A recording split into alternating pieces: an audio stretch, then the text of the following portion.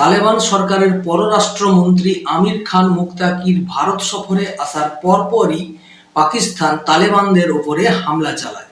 কিন্তু তালেবান পাল্টা হামলা করার ফলে পাকিস্তানের বর্তমান যে পরিস্থিতি তার একটি মুহূর্ত আমি আপনাদের সামনে তুলে ধরছি। নমস্কার, ওয়েলকাম টু চিত্র বিচিত্র। তালেবানদের চেয়ে 10 গুণ বেশি আক্রমণ পাকিস্তানে করা হয়েছে। 250 জনেরও বেশি পাকিস্তানি নাগরিক ও নেতা নিহত হয়েছে, আর 1500 জনের বেশি আহত হয়েছে। মৃতের সংখ্যা 500 ছাড়িয়ে যেতে পারে। যদি পরিস্থিতির উন্নতি না হয় তাহলে 1000ও হতে পারে। আপনি ধরে নিতে পারেন যে পাকিস্তানের পরিস্থিতি আরো খারাপ হতে চলেছে, কারণ পাকিস্তানের প্রধানমন্ত্রী শাহবাজ শরীফ দেশ থেকে নিখোঁজ, এবং তার নিখোঁজের কারণ হলো পাকিস্তানের উপর বড় আক্রমণ। আপনি জেনে অবাক হবেন যে পাকিস্তানের উপর এই আক্রমণের পেছনে একটি বড় ইসরায়েলি অ্যাঙ্গেল রয়েছে।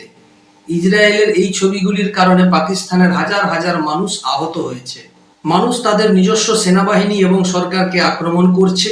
এখন পাকিস্তানি সেনাবাহিনী বেছে বেছে এই একই লোকেদের হত্যা করছে। সবচেয়ে ভয়াবহ পরিস্থিতি মুরিদকেতে। সেই মুরিদকে যেখানে ভারত অপারেশন সিন্দুরে হাজিব সঈদের লস্কর-ই তৈবার সদর দপ্তর উড়িয়ে দিয়েছিল, কিন্তু আজ পাকিস্তানের জনগণ নিজেরাই মুরিদকে পুড়িয়ে ছাই করে দিয়েছে। মুরিদকে ছাড়াও লাহোর, ইসলামাবাদ, রাওয়ালপিন্ডি, গুজরানওয়ালা, শেখপুরা এবং ফয়সালাবাদেও বড় ধরনের হামলা হচ্ছে। অনেক এলাকায় কারফিউ জারি করা হয়েছে, ইন্টারনেট বন্ধ করে দেওয়া হয়েছে। যাই হোক, আমি আপনাদের বলতে চাই যে পাকিস্তানে এই যে বিশৃঙ্খলা ঘটছে, এই সবের কারণে রয়েছে ইসরায়েল এবং মার্কিন যুক্তরাষ্ট্র।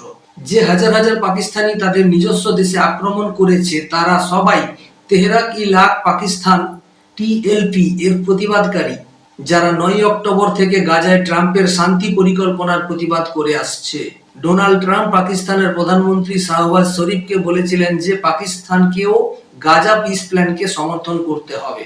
ট্রাম্প শাহবাজ শরীফকে বলেছিলেন যে তাকে টুইট করে ইসরায়েল এবং বিশ্ব নেতাদের এই বিষয়ে অবহিত করতে হবে। শরীফও ঠিক তাই করেছিলেন। এই চুক্তিকে সমর্থন করার অর্থ হলো পাকিস্তান এখন ইসরায়েলকে একটি দেশ হিসাবে দেখবে। এখন পর্যন্ত পাকিস্তান ইসরায়েলকে একটি দেশ হিসাবে স্বীকৃতিও দিত না। লক্ষ লক্ষ পাকিস্তানি ইসরায়েলকে শয়তান বলতো, কিন্তু তাদের নিজস্ব সরকার ইসরায়েলের পাশে দাঁড়িয়েছিল। এবং সোনায় সোহাগা এটাই হলো যে ডোনাল্ড ট্রাম্প শাহবাজ শরীফকে মিশরের শারম আল শেখ শহরে আনুষ্ঠানিকভাবে চুক্তি স্বাক্ষরের জন্য আমন্ত্রণ জানিয়েছিলেন। এটি লক্ষণীয় যে ভারত এবং এখন পাকিস্তানও এই চুক্তির অংশ, যা মিশরের শারম আল শেখে অনুষ্ঠিত হচ্ছে। ভারত এবং পাকিস্তান ছাড়াও মার্কিন যুক্তরাষ্ট্র, তুরস্ক, জার্মানি, ফ্রান্স, সৌদি আরব এবং কাতার সহ 20 থেকে 24টি দেশ গাজা শান্তি চুক্তিতে স্বাক্ষর করেছে। এর অর্থ হলো এই সমস্ত দেশ বলছে যে হামাসকে নিশ্চিহ্ন করতে হবে এবং ইসরায়েলকে শান্তিতে বসবাস করতে দিতে হবে। এই চুক্তির অধীনেই ডোনাল্ড ট্রাম্প এবং নেতানিয়াহু গাজায় এমন শক্তি প্রয়োগ করেছিলেন যে হামাস 2 বছর পর 13 জন ইসরায়েলি বন্দীকে মুক্তি দিতে বাধ্য হয়েছিল। এই ছবিগুলিতেই সেই বন্দীদের মুক্তির চিত্র তুলে ধরা হয়েছে, এবং এখন এই ছবিগুলি পাকিস্তানে আগুনের ঝড় তুলছে, কারণ পাকিস্তান সরকারও ইসরায়েলের এই দৃশ্যগুলিকে সমর্থন করছে। TLP বিশ্বাস করে যে ইসরায়েলি সরকার পাকিস্তানের ভিত্তিকে দুর্বল করে দিয়েছে, তাই লক্ষ্য হলো ইসরায়েল ও ভারতের বিরোধিতা করা। কিন্তু শাহবাজ শরীফ ভারতের সাথে যে চুক্তিতে ইসরায়েলকে জয়ী করে এবং হামাসকে ধ্বংস করে তার অংশ হয়ে উঠেছেন।